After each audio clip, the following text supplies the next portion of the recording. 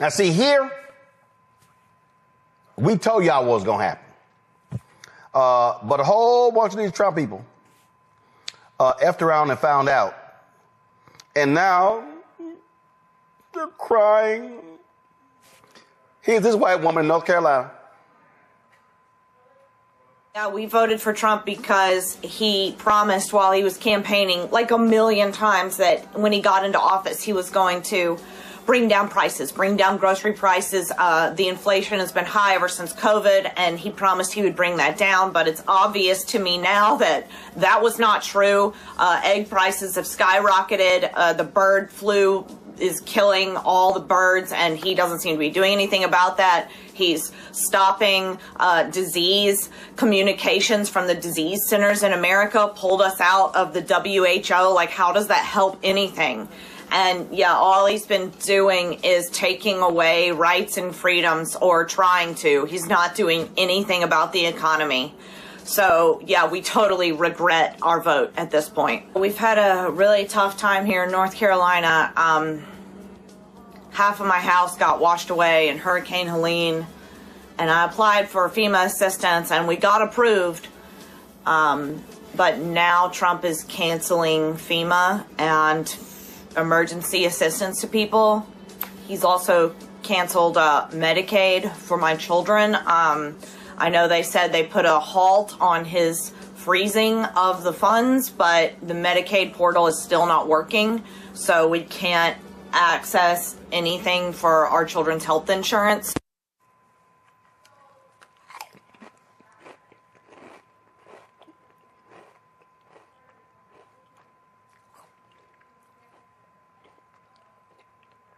Whatever.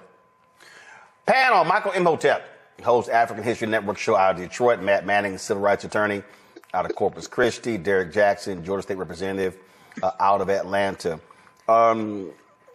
Derek, your state went for Donald Trump, and I don't want to hear nothing.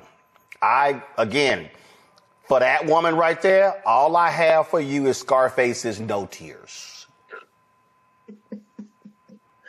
Listen, Roland, I don't think we can say we told you so. When you think about what he said while he was campaigning, he is fulfilling every promise, and that was outlined in Project 2025. We are not surprised. I just want to make 2 points, Roland, if I could. When you started off talking about the HBCU funding, and people don't understand, right? That B in there stands for black. We get that. But when you think about the number of folks that walk through the doors of HBCUs, and then Pell Grant funding, which will also be, they're aiming to remove Pell Grants. And so I had to do some math here and look at the data, because on the Roland Martin show, we talk about facts and figures and data. 72% black students get Pell Grants. 51% Indian students get Pell Grants. 48% Hispanic students and Latino students get Pell Grants. 36% Asian students give Pell Grants. 34% white students give Pell Grants. And so while he's going after the HBCU, they're going to do this in the most clever way, because not all actions, Roland, as you well know, are done through legislative means. All he has to do as the president, call up the Speaker of the House and simply instruct the Speaker to say, remove all funding for Pell Grants. That doesn't require a legislative action. That doesn't require an executive order. That doesn't require a memo. All he has to do is call up the Speaker of the House and say, remove all Pell Grants funding. The second and my last point, Roland, if I could, when you think about this whole thing about diversity, equity, and inclusion, and as a retired military officer, and in the 18 months of my 22 years, I was an air traffic controller. And it frustrated the hell out of me when I watched this individual said what he stated. at the time he stated. Not only it was incredulous, not only it was disgusting and despicable. When you think about the rigorous process that air traffic controllers have to go through, I just want to let your audience know, air traffic controllers, it's only 73% that are white. Black air traffic controllers is 9%. First of all, not only 73%. I mean, that's a huge number. But again, we understand what their game is. But here's the reality and we kept saying it over and over again, Michael. Go to my iPad. This is from CNN. Quote, "This is exactly the work we set out to do." Paul Dans, who oversaw Project 2025 at the Conservative Heritage Foundation, told CNN in an interview Wednesday, "It's still in the early first stages of bearing fruit, but we wanted to make sure the president was ready to hit the ground running on day one. The rapidity and the depth of what they rolled out this quickly is a testament to the work done in Project 2025 and other presidential transition projects." We warned people on this show. Yeah. I remember the reporter from Axios reported in the first year of the Biden administration, Republicans were planning this.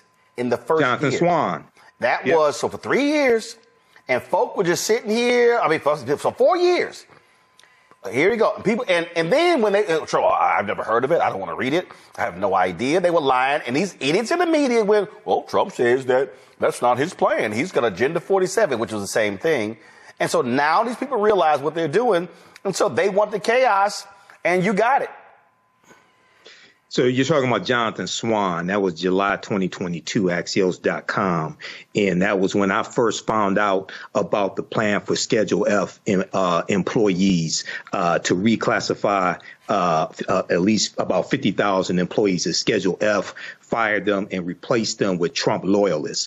And it's important for people to understand Donald Trump in 2020 signed an executive order to reclassify some federal employees as Schedule F, but he did not have the database at the time to replace them.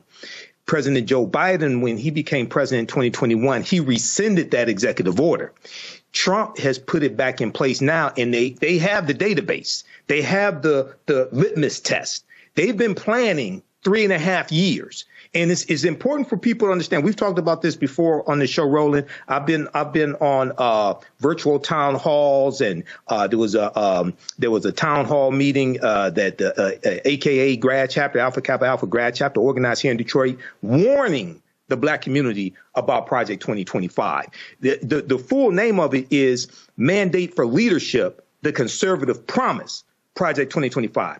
From the Heritage Foundation. The Heritage Foundation has been putting out their policy playbook called Mandate for Leadership, the Conservative Promise, each election cycle going back to 1981 under the Reagan administration. They've been doing this over 40 years. And when you research this, in Reagan's first term, they got 60% of their policy recommendations put in place in Reagan's first term. In the first year of the first Trump administration in 2017, they got 64% of about 334 policy recommendations put in place. One of those was withdrawn from the Paris Climate Accord. One of the things that they want to do is to repeal the Affordable Health Care Act, Obamacare. We know Trump tried through Republicans in the legislative branch of government tried to do that at least 60 times. So this is real.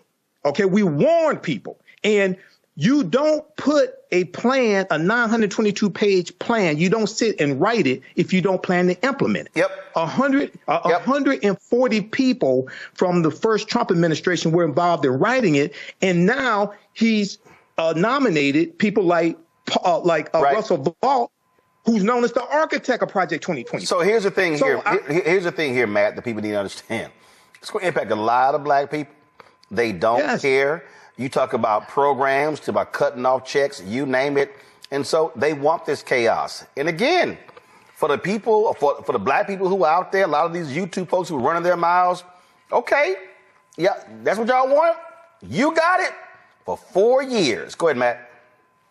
The cruelty is the point.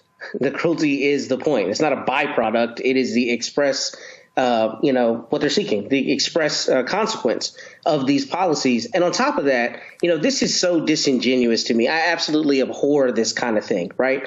At least be honest and say, we knew he was a known quantity. We voted for him as a known quantity. We, suspected we weren't going to get 100% of what we wanted, but we voted for him and we knew this was coming down the pike. This smells like people are trying to not clout chase, but trying to get, their neighbors to say, hey, I'm actually a good person. Forgive me. I thought he was going to do this one thing I voted on. And look, here's the thing. We know people aren't single issue voters. Trump has a policy, or at least has a position on most things that are going to affect people's lives. Right. So if you vote for him, you know what he's going to do. This is dishonest to me. And this is people, I think, just not owning up to the fact that they either voted along the whiteness lines or they voted along some other lines from this candidate who was talking about the things he said he was going to do from day one. What did he say, tongue in cheek, months ago? Day one, I will be a dictator. And what are we seeing? Dictatorial actions. We are literally seeing the rounding up of immigrants in our country. We're seeing the fomenting of us versus them, even more so than it was in his prior term. And what you're seeing is they are continuing to push the bounds of constitutionality. I mean, when you have a federal judge saying this is blatantly unconstitutional, right, and asking an assistant U.S. attorney if he stands by the argument that this is truly a constitutional position, and he has to hem and haw because it's ideological and not, moral or legally based in any kind of merit. That we are in bizarro world, and anybody who voted for Donald Trump voted with this intent to happen, not because they thought it wasn't going to happen, but instead they knew it would and voted in spite of that. So I think this is disingenuous. And when I see people who I know voted for Trump saying this kind of thing, I'm like, keep it, because we know it isn't honest and we know it's not true. Well, folks need to recognize this was going on, and you talk about cruelty is the point. That's exactly what it is. Support the African History Network, $ the AHN Show, through Cash App, through PayPal, paypal.me /the AHN Show. Thanks, Marsha, for the support. Here's our QR code for Cash App right here, the bottom of the screen. The information is also on our website, AfricanHistoryNetwork.com. You can register for the online classes that I teach. We do the classes live. All the sessions are archived and recorded.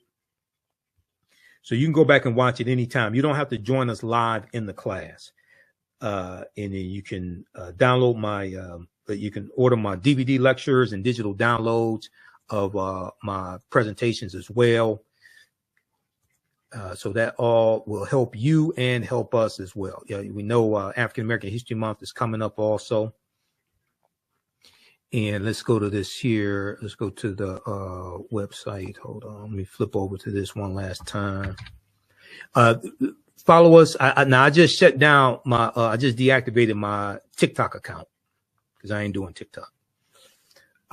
Maybe if it's sold to an American company, if it's sold to Mark Zuckerberg, that punk mother Zucker, I don't know if I'll go back to it. I'm not sure. But I have downloaded Fanbase, so I'm setting up Fanbase also. Everybody download Fanbase, set that up. That's an African American owned and operated social media platform owned by Isaac Hayes III. Okay, so you can support us here. Register for the online classes I teach Saturdays, 4 p.m. Eastern Standard Time. Register right here for it. You can do a debit card, credit card, or PayPal. Download the our class lesson plan here. We have our Cash App right here, $ the AHN Show. So if you type it into Cash App, type in the full tag, $ the AHN Show, SHOW, because there's some fake ones out there, and they'll come up before you type in all of it. Okay, ours, it will say Michael, and it may show my picture there. Okay. So we have a QR code here, and this shows it also right here, this graphic here. And then paypal.me / the AHN Show through PayPal. And I know through PayPal, you can set it up for a recurring contribution if you want to. We definitely appreciate that as well. I can't remember if you can do that, set up for a recurring contribution through Cash App. Okay. All right, look, we have to get out of here. Hopefully you learned a lot today, because this is a lot of work to put all this together. Hopefully you learned a lot today. Remember, at the African History Network, we focus on educating, empowering, and inspiring people of African descent throughout the diaspora and around the world, because right now it's corrects wrong behaviors, not over till we win, Wakanda forever. And we'll talk to you next time. And I got to give a shout out to my sisters at Zeta Phi Beta Sorority Incorporated. They just had the 105th Founders Day, January 16th, 2025. They were founded January 16th, 1920, Howard University. And my brothers of Phi Beta Sigma Fraternity Incorporated, we just had our 111th Founders Day, January 9th, 2025. All right. All right. Talk to y'all later. Peace. Remember, right now it's corrects wrong behaviors, not over till we win. Wakanda forever.